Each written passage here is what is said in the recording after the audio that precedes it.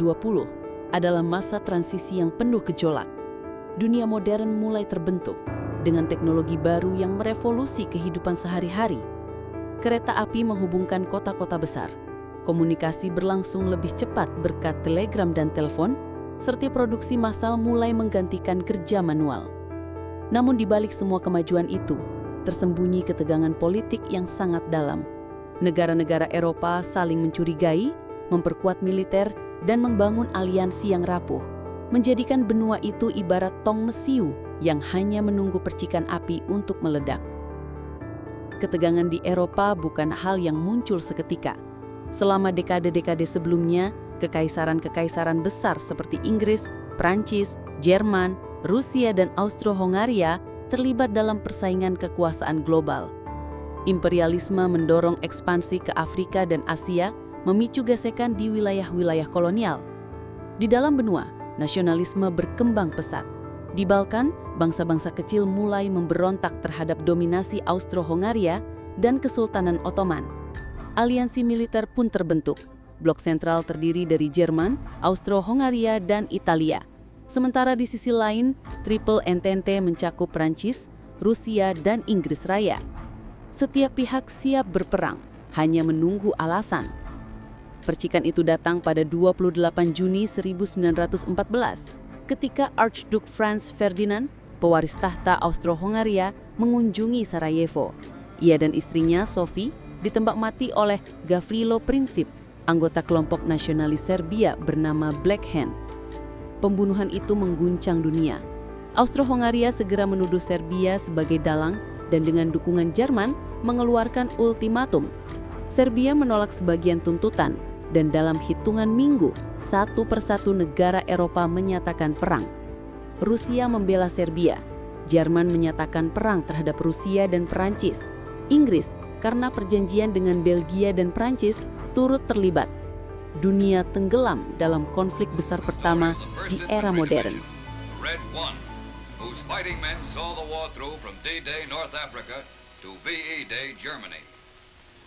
Those combat boots, polished now for occupation duty, slogged through 8 campaigns and 3 amphibious landings. Perang Dunia I dikenal dengan simbol paling ikonisnya, yaitu parit. Di front barat, jutaan tentara bertahan di jalur-jalur parit yang membentang dari Belgia hingga Swiss. Kehidupan di sana sangat mengerikan. Lumpur, hujan, tikus, kutu, dan penyakit menjadi bagian sehari-hari. Serangan seringkali hanya mengorbankan ribuan nyawa demi memperoleh beberapa meter tanah.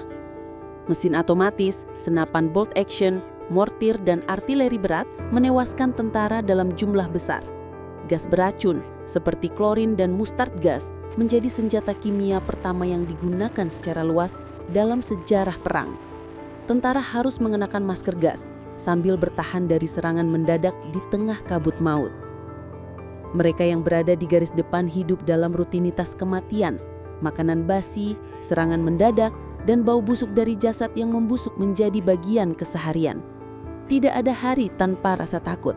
Banyak tentara muda yang dikirim ke garis depan bahkan belum genap 20 tahun usianya. Beberapa tewas bahkan sebelum sempat menembakkan satu peluru. Trauma mental mulai tercatat dalam sejarah sebagai shell shock, pendahulu dari apa yang kini kita kenal sebagai PTSD. Mereka pulang, tetapi tak pernah benar-benar kembali. Meski perang dimulai di Eropa, dampaknya meluas ke seluruh dunia. Wilayah koloni dikerahkan untuk menyediakan pasokan dan pasukan. Tentara dari India, Australia, Kanada, Afrika, dan Asia Tenggara ikut bertempur di front Eropa, Timur Tengah, dan Afrika.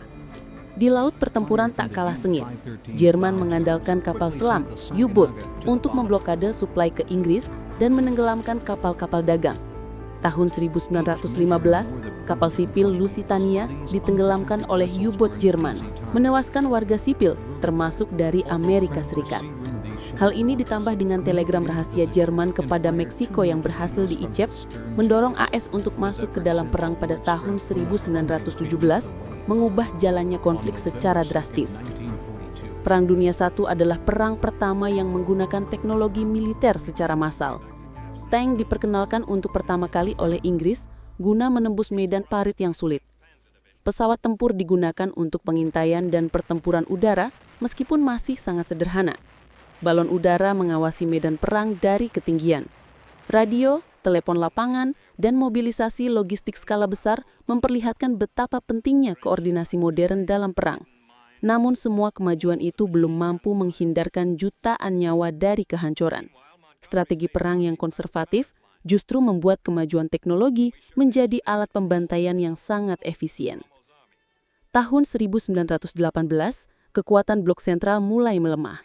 Revolusi di Rusia menyebabkan negara itu keluar dari perang setelah menandatangani perjanjian Brest-Litovsk. Namun, pasukan Amerika yang mulai membanjiri front barat memberikan keunggulan besar bagi Entente. Pada 11 November 1918, gencatan senjata ditandatangani. Perang akhirnya berakhir. Namun pendamaian yang dihasilkan bukanlah penyembuh. Perjanjian Versailles 1919 menjatuhkan beban berat pada Jerman, kehilangan wilayah, disalahkan atas perang, dan harus membayar reparasi besar. Ini menimbulkan dendam yang kelak akan dimanfaatkan oleh tokoh seperti Adolf Hitler untuk memicu Perang Dunia Kedua. Lebih dari 16 juta orang tewas, ikis juta luka-luka, generasi yang hilang dengan trauma yang tak pernah sepenuhnya sembuh. Ketika perang akhirnya usai, bukan kemenangan yang dirayakan banyak orang, melainkan kelegaan. Tapi bagi para veteran yang pulang, mereka menemukan dunia yang tidak lagi mengenal mereka. Mereka kembali dengan luka di tubuh dan jiwa, mencari makna dari pengorbanan yang seolah sia-sia. Di Jerman, kehancuran ekonomi dan harga diri bangsa membuat masyarakat mudah disulut kebencian. Generasi muda tumbuh dengan cerita tentang penghinaan Versailles, membuka jalan bagi radikalisme yang berkembang pesat 2 dekade kemudian. Perang Dunia I adalah tragedi global yang seharusnya menjadi peringatan. Ia menunjukkan bahwa ambisi politik, kesombongan nasionalisme, dan kegagalan diplomasi bisa membawa kehancuran tak terbayangkan. Banyak dari penyebabnya masih relevan hingga hari ini. Ketika kita melihat foto-foto tentara muda dengan mata kosong, atau membaca surat terakhir yang mereka tulis sebelum gugur, kita diingatkan bahwa perang bukanlah angka, tapi nyawa.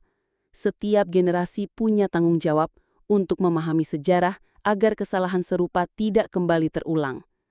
Dalam bayang-bayang reruntuhan kota dan ladang-ladang yang berubah menjadi kuburan massal, dunia perlahan mencoba menyusun kembali peradabannya. Namun pelajaran dari Perang Dunia I tak selalu diingat dengan baik. Bahkan hari ini, konflik antar negara, perlombaan atas senjata, dan kebijakan luar negeri yang agresif masih menghantui dunia. Sejarah bukanlah kisah masa lalu, itulah cermin. Dan perang ini, dengan segala horor dan kesia-siaannya, adalah pantulan paling kelam dari sisi kemanusiaan kita yang tak boleh diabaikan.